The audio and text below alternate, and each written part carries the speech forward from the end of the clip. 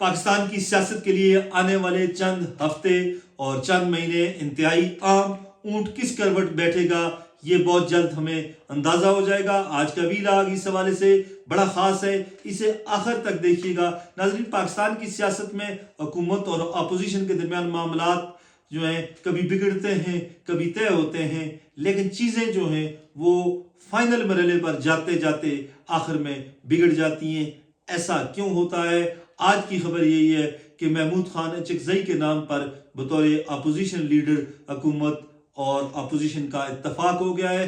कौमी असम्बली में वो अपोजिशन लीडर होंगे। पाकिस्तान तहरीक इंसाफ ने उनको नॉमिनेट किया है। इससे पहले उमर अयूब खान थे अपोजिशन लीडर, लेकिन उनकी डिस्क्वालिफिकेशन के बाद ये सीट ये ओहदा खाली था और अपोजिशन ने महमूद खान अचकजई को नॉमिनेट किया था, लेकिन उनको नामजद नहीं किया जा रहा था, उनका नोटिफिकेशन नहीं किया जा रहा था। आज की ये बड़ी खबर है, ताज़ा हवा का आप झोंका कह सकते हैं, लेकिन आने वाले जो दिन है, आने वाले दिनों का जो सियासी मंजरनामा सामने आ रहा है वो काफ़ी ख़तरनाक है और लग यही रहा है कि चीज़ें मज़ीद जो हैं वो गंभीर होंगी, मुश्किल होंगी पाकिस्तान तहरीक इंसाफ के लिए। खैबर पख्तूनख्वा के वज़ीर आला सुहेल अफरीदी जो काफ़ी मुतरक हैं, नौजवान रहनुमा हैं और उन्होंने पार्टी को में एक नई रूह फूंकी है।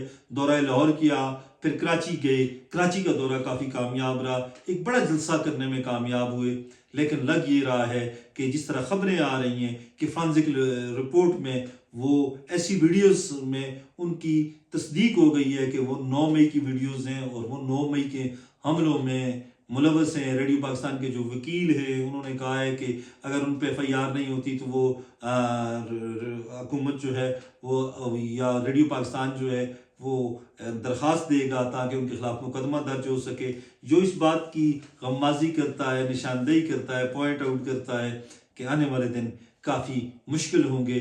लग यही रहा है कि सुहेल अफरीदी के लिए फूल नहीं है बल्कि कांटों की सेज बिछी हुई है और उस कांटों पर की सेज पर सुहेल अफरीदी क्या करते हैं, किस तरह सूरत हाल का मुकाबला करते हैं। लेकिन जो बज़ाहिर हालात नज़र आ रहे हैं वो यही हैं कि तहरीक इंसाफ के लिए मामलात मज़ीद मुश्किल होने जा रहे हैं। गो कि एक तासर ये है कि ईरान में जो मुज़ाहरे हुए हैं और इन मुज़ाहरों के बाद सूरत हाल काफ़ी गंभीर है, काफ़ी मुश्किल है।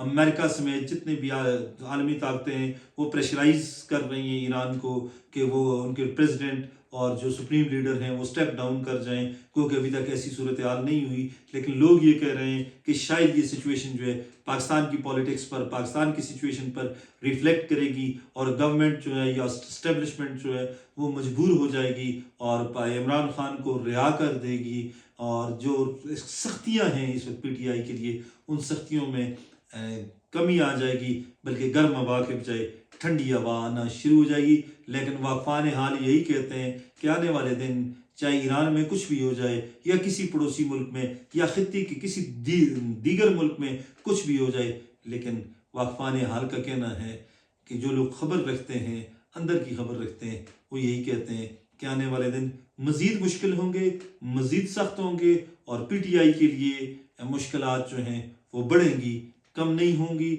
और इसी तरह जो मरकज़ी हुकूमत है पाकिस्तान मुस्लिम लीग नून की, उसके लिए भी कुछ मसाइल जो हैं वो हैं, क्योंकि जानबूझकर एक वंडर बॉय की इस्तिलाह सुहेल बड़ाई की जानिब से उन्होंने एक लिखा कॉलम और वो इस्तिलाह सामने आई और उस इस्तिलाह के बाद शहबाज शरीफ साहब जो इस्टेब्लिशमेंट के बहुत ज़्यादा करीब हैं वो भी परेशान हैं और इस्टेब्लिशमेंट की जानिब से गो कि बार बार उनके जो करीब लोग हैं, करीब हल्के हैं, वो बार बार इसकी तरदीद कर रहे हैं।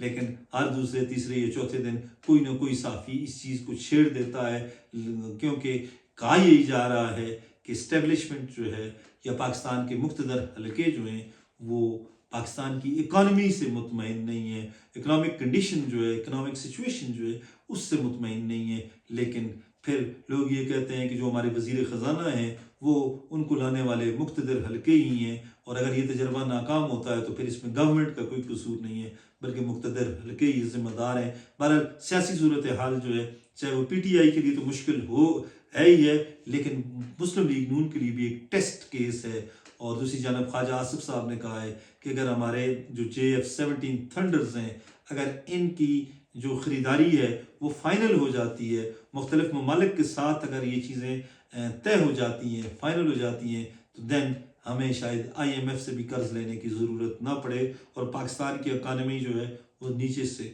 اوپر تک چلی جائے گی۔ اور یہ کہا یہی جا رہا ہے کہ ہماری جو ایکسپورٹس ہیں وہ 3 برس میں 2028 تک $60 بلین کو تجاوز کر جائیں گی۔ اگر ایسا ہوتا ہے تو پھر تو پاکستان کی اکانومی جو ہے وہ ایک ابھرتی ہوئی اکانومی بن جائے گی اور پاکستان کے مالی معاملات مشکلات جو ہیں وہ ختم ہو جائیں گے۔ لیکن سیاسی حوالے سے جو مشکلات ہیں PTI کی وہ مزید بڑھنے کے امکانات ہیں اور مسلم لیگ نون کے لیے بھی ایک امتحان ہے۔ خوش رہیں، آباد رہیں، ہمارے چینل کو ضرور سبسکرائب کریں۔ اللہ حافظ۔